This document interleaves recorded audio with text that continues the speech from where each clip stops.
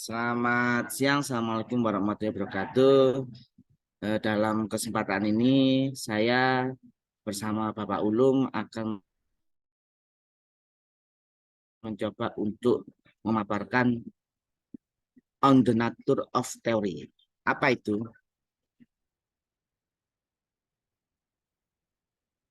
Jadi, bagaimana teori termasuk dalam ilmu?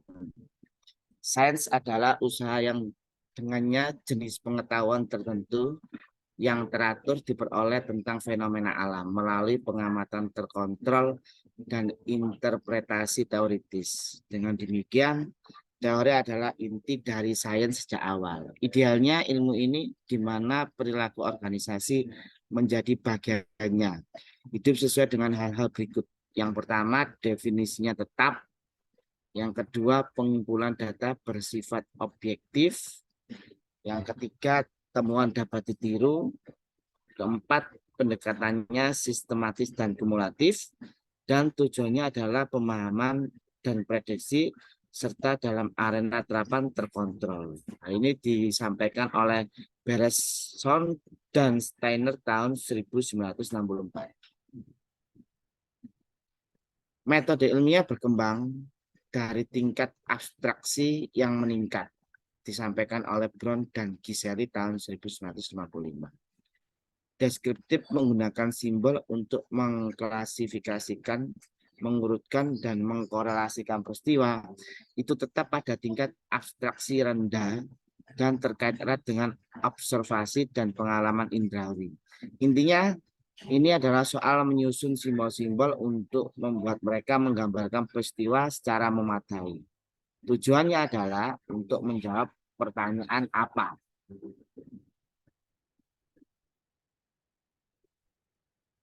Pokok teori ilmiah dan aplikasi praktis. Teori ditetapkan, maksudnya teori ilmiah adalah pola konstruksi logis atau konsep simbolik yang saling terkait, di mana fakta-fakta yang diketahui mengenai fenomena atau domain teoritis dapat dipasang. Sebuah teori adalah generalisasi, berlaku dalam batas-batas yang dinyatakan yang menentukan hubungan antar faktor. Oleh karena itu, ini adalah upaya untuk memahami pengamatan yang di dalam dan diri saya sendiri, tidak mengandung logika yang melekat dan jelas. Hal ini disampaikan oleh Dubin tahun 1976. Tujuannya adalah untuk menjawab pertanyaan bagaimana, kapan, dan mengapa. Campbell tahun 1990 mendefinisikan teori sebagai kumpulan pernyataan baik verbal maupun simbolik yang mengidentifikasi variabel apa yang penting untuk alasan apa, menentukan bagaimana mereka saling terkait dan mengapa, dan mengidentifikasi kondisi di mana mereka harus terkait atau tidak. Bagaimana teori itu bekerja? Jadi kalau kita lihat pada gambar 1.1 itu, the component of theory and how they function. Di preposisi, dikonstruk, ini sifatnya korelasi ya, ada korelasi antar konstruk di sini. Dari konstruk itu muncul variabel, antar variabel juga ada korelasi, maka akan muncul sebuah hipotesis. Jadi semua ini adalah the extent of generasi of theory. Jadi komponen of theory and how the fungsinya seperti itu. Jadi sebuah teori dengan demikian merupakan sistem konstruksi dan variabel dengan konstruksi yang terkait satu sama lain. Dengan proposisi dan variabel dan hipotesisnya.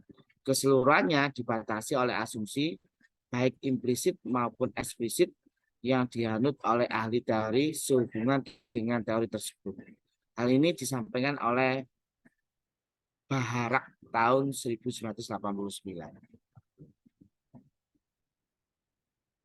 Penciptaan ambiguitas yang bertujuan seperti itu dapat memperluas konstruksi dan gagasan teori ke dalam dunia praktek ke tingkat yang tidak dijamin secara empiris. Tidak mengherankan jika pandangan-pandangan ini langsung dapat tentangan yang kuat Misalnya oleh Bayer tahun 1992. Selanjutnya akan disampaikan oleh Bapak Ulum. Terima kasih. Baik, terima kasih. Pak Bisri, apakah suara saya terdengar ya Pak Bisri ya? Terdengar Bapak Ulum. Oke, baik. Bapak Ibu sekalian, di sini saya akan melanjutkan terkait dengan presentasi yang tadi sudah disampaikan oleh Pak Bisri, yaitu kaitannya dengan on the nature of theory, ya, yang mana di sini tadi sudah dijelaskan terkait dengan komponen teori, serta fungsinya, serta dan bagaimana cara membentuk proposisi sampai dengan hipotesis, yang mana teori itu memang sangat general. Baik, saya lanjutkan di sini adalah terkait dengan asumsi ilmu berteori dan teori dalam pengujian. Maka di sini dapat saya sampaikan bahwa terkait dengan komponen-komponen ini, terkait dengan asumsi ini sebenarnya terkait dengan asumsi itu sendiri itu memang ada beberapa hal yang menyampaikan itu tidak benar karena asumsinya adalah asumsi gitu ya, atau secara faktual ataupun secara sains. Nah, maka di sini sejauh ini mungkin terkait dengan sains itu memang harus membuat asumsi tertentu tentang dunia yang ada di sekitar, terus kemudian asumsi itu memang bisa dibenarkan ataupun tidak, yang mana dikaitkan dengan fakta ataupun terkait dengan nilai yang memiliki lebih rendah. Nah, di dalam pengasumsian ini, Bapak Ibu sekalian, itu terdiri dari beberapa hal yang harus diperhatikan. Yang pertama, bahwa ada pengelompokan fenomena alami tertentu, sehingga di sini dimaksudkan adalah di dalam memudahkan klasifikasi yang mana terjadinya suatu teori itu secara generalisasi dalam suatu kategori yang lebih bermakna. Misalkan dalam bidang kajian kebijakan bisnis, misalnya di situ ya, maka di situ adalah terkait dengan asal-usulnya, terus kemudian metodenya, terus kemudian terkait dengan mengasumsikan setiap perusahaan itu pada dasarnya memiliki keunikan yang berbeda-beda. Terus yang kedua adalah sains mengasumsikan bahwa tingkat ketangguhan atau stabilitas atau keabadian tertentu di dunia ini memang secara sains itu memang tidak dapat beroperasi dalam konteks variasi yang secara random. Mengingat di dalam tujuan prediksi yang valid itu memang sama sekali tidak mencapai dalam menunjang dalam keadaan suatu tertentu. Namun demikian, menurut McLaren tahun 97 itu menyatakan bahwa jika dalam suatu struktur organisasi itu sudah diperkenalkan, tapi namun tidak dipertahankan stabilitasnya, maka di situ dapat berdampak pada kinerja organisasi itu sendiri. Terus kemudian yang ketiga adalah terkait dengan sains mengasumsikan bahwa peristiwa itu ditentukan ada dan penyebabnya. Nah, maka di sini inti dari penjelasan dan teori itu mungkin membuktikan terkait dengan sebab akibat kasus dengan kepastian yang sifatnya mutlak ataupun terkait dengan sebab akibat tertentu, menolak terkait dengan hal-hal yang misalkan dengan teori ataupun asumsi yang lain. Maka di sini diasumsikan bahwa peran organisasi itu menurut sudut pandang manajemen dalam bidang organisasi, peran organisasi itu tidak mempengaruhi kinerja individu, melainkan organisasi itu desain dan bergerak pada bidang penyelidikan atau penelitian yang selanjutnya. Akhirnya di sini Bapak Ibu sekalian, terkait dengan ketiga hal ini memang karena sains itu memiliki akar yang kuat terkait dengan pengamatan ataupun pengalaman, maka perlunya mengasumsikan beberapa tingkat kepercayaan di dalam proses, terus kemudian penalaran gitu ya, terus kemudian kepercayaan mungkin memiliki sifat yang relatif sampai taraf-taraf tertentu. Baik, terus kemudian selanjutnya saya next di sini bangunan teori ya, ruang bangun teori. Jadi di dalam apa namanya bangun teori ini sebenarnya disampaikan bahwa perbedaan itu memang sering terjadi antara teori satu dengan teori lain atau disebut dengan teori deduktif dan induktif. Nah, mungkin di sini yang saya sampaikan terkait dengan dalam membangun teori dengan deduksi itu sebenarnya apa? Yaitu pertama-tama memang seseorang itu menetapkan terkait dengan premis-premis tertentu. Terus kemudian konsekuensi logis dari premis tersebut mungkin dapat disimpulkan menjadi konsep yang mungkin sudah ditetapkan. Sebaliknya, kalau teori induktif itu dibangun dari pengamatan. Jadi dilihat dari sudut pandangnya memang agak berbeda antara teori deduktif dan teori induktif.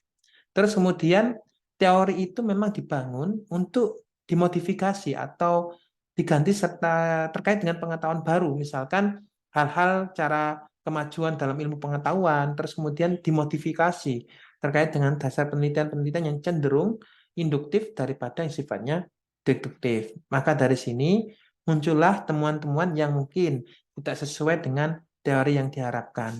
Saya yakin Bapak Ibu ketika melakukan penelitian, mungkin ada hal-hal yang mungkin di dalam penemuannya kok tidak sesuai dengan teori, maka itu biasanya dikaitkan dengan apakah fenomena yang terjadi berbeda atau seperti apa sebaliknya.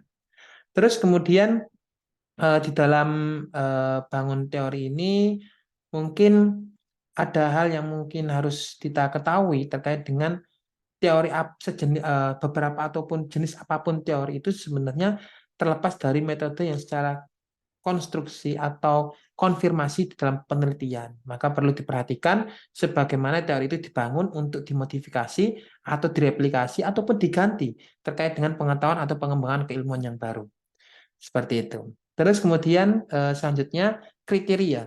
Yang mana di dalam kriteria ini didefinisikan bahwa teori itu harus berkontribusi pada tujuan sains. Yang mana harus membantu terkait dengan pemahaman ataupun memungkinkan di dalam memprediksi atau memfasilitasi terkait dengan pengaruh satu dengan pengaruh yang lain. Maka semakin banyak melakukan hal yang mungkin dilakukan penelitian dan semakin banyak seperti itu, maka semakin baik gitu ya. Maka sebuah teori itu yang komprehensif itu memang dalam cakupannya terkait dengan fenomena yang sudah disampaikan tadi, bahwa ruang lingkupnya memang terbatas. Maka di sini terkait dengan hal-hal yang tadi sudah disampaikan atau dipaparkan, maka pertama ini teori harus berkontribusi ya pada tujuan sains. Yang kedua harus ada pengembaraan yang jelas tentang domain teori itu sendiri.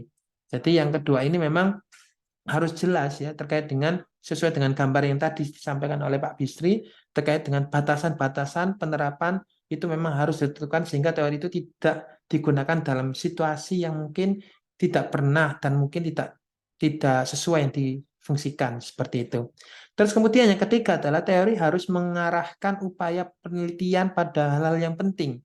Artinya apa? Artinya mengingat jumlah penelitian studi yang saat ini memang hampir tak terbatas, maka sebagian besar dari studi itu berikan waktu yaitu terkait dengan jangka waktu dan upaya dalam melaksanakan hal-hal yang memang menghasilkan pengaruh yang signifikan dalam arti statistik gitu ya. Nah, namun di sini teori itu yang baik itu harus seperti apa? Yaitu teori yang baik itu harus membantu di dalam hal penelitian khususnya di dalam memfokuskan variabel-variabel mana yang lebih menonjol serta bagaimana mengidentifikasi hubungan atau menghasilkan temuan yang benar-benar memang signifikan. Seperti itu. Terus kemudian yang keempat adalah teori yang terbaik itu menghasilkan semacam nilai tambah bagi upaya penelitian. Maka di sini di dalam melakukan penelitian ada beberapa hipotesis yang mungkin dijadikan kata kunci dari suatu teori yang sudah terkonfirmasi oleh penelitian sebelumnya. Maka keseluruhan teori ini memang menjadi tersedia untuk dapat digunakan. Nah, maka di sini penelitian yang berbasis teori itu dapat menghasilkan tidak hanya beberapa fakta yang ada, melainkan penjelasan ataupun prediksi yang kuat terkait dengan building dari teori itu sendiri. Terus kemudian yang kelima adalah teori harus mudah diuji. Nah, maka di sini harus jelas apa yang dimaksud di sini, yaitu bahwa teori itu harus bisa dikonfirmasi atau mendiskonfirmasi terkait dengan satu dengan teori yang lain. Nah, mungkin di sini hal yang terjadi, kadang-kadang para peneliti itu memang di dalam melakukan studi yang mereka yakini sebagai pengujian atau tes gitu ya, dalam suatu penelitian, dalam tes sebuah teori misalkan, itu akhirnya dapat membuat seorang ahli teori itu mengatakan, bukan itu yang saya maksud. Ya, seringkali terjadi seperti itu. Nah, mungkin di sini teori itu memang harus dirumuskan dengan lebih baik. Terus kemudian yang keenam, yaitu teori yang baik itu tidak hanya dikonfirmasi oleh penelitian yang berasal darinya atau dari penyetus dari teori itu sendiri, tetapi juga harus konsisten terkait dengan secara logis dalam teori itu sendiri dengan fakta-fakta yang mungkin telah dijabarkan, mungkin dalam kasus ataupun dalam kasus teori yang sangat kompleks gitu ya. Nah, itu mungkin dapat sangat memungkinkan dalam pengembangan proposisi yang dapat memprediksi hasil yang dapat sesuai dengan situasi yang ada.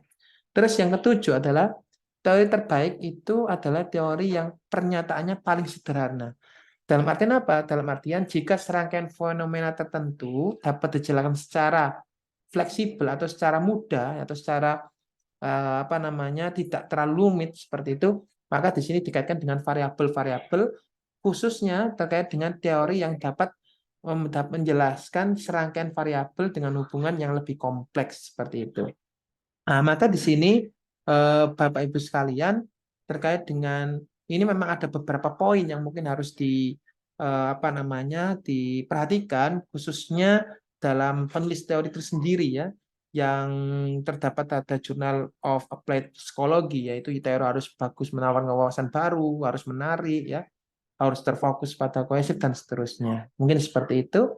Baik, terus saya lanjutkan implikasi ya dari teori baik dan buruk. Ya, maka di sini saya sampaikan bahwa teori itu secara konsisten ada yang gagal dalam mencapai kriteria seperti ini misalkan dan dengan demikian akhirnya muncul sebagai teori yang buruk dapat memiliki konsekuensi negatif bagi sains. Namun posisi minoritas memang ada, tetapi posisi ini menekankan sifat fenomena organisasi yang dibangun secara sosial itu dapat mendukung subjektivitas yang nampaknya menolak keberadaan realitas luar atau dari pihak luar seperti itu.